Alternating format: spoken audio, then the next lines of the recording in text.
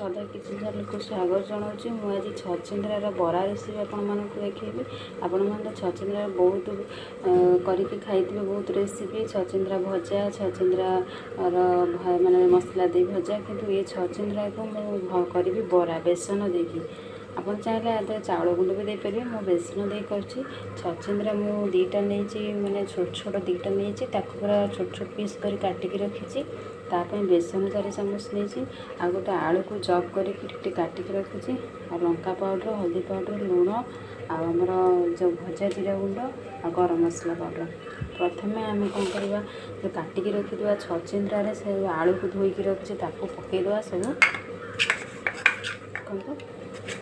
आप मैंने वीडियोटा को फास्ट टू लास्ट पर्यटन देखूँ भल लगे मत कमेंट रे जनइबे मो चैनल को लाइक करेंगे बहुत मात्रा रे शेयर करेंगे आपण सांगसाथी फैमिली मान सहित आपने नुआ मो चैनल सब्सक्राइब करेंगे।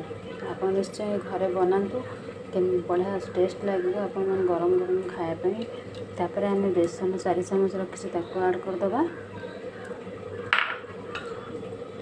तापर आमर जो सब मसला गरम मसला भजा जीरा गुंडा देले बढ़िया बास्ना भी तार आसो। तापर लंका पाउडर पकईदे लंका पाउडर आप टेस्ट अनुसार पकईबे।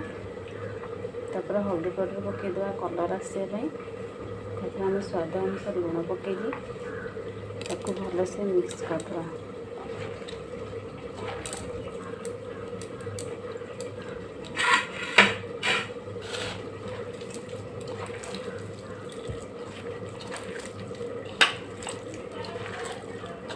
भल से मिक्स करदे। आदि आप चाहिए जब बेसन टे ऐड करेंगे जब पानिया होगला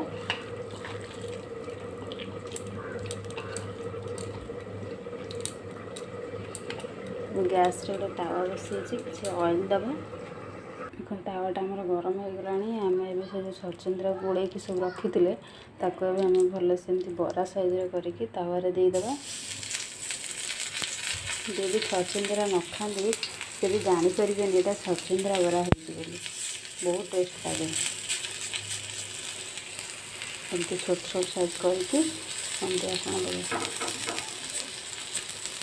आप चाहिए आधे पियाज भी पकई पारे किंतु मुझे बिना पियाज रसुण कर श्रावण मास चलती आपने घरे बनातु बहुत टेस्ट लगे। एमती अल्प अल्प देदेवे बहुत कम तेल भी हो। तापर आम गोटे मिनट पर फुट को नौटेदेवा। ये आम गोटे मिनट हो गला आम आपको नौटेदेवा। केते सुंदर कलर हो गला।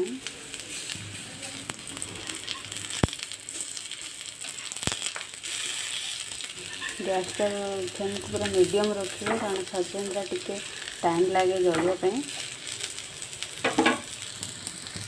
देखो आम छचिंद्रा बरा रेडी हो गला। ये आम गोटे प्लेट को काढ़ीदे।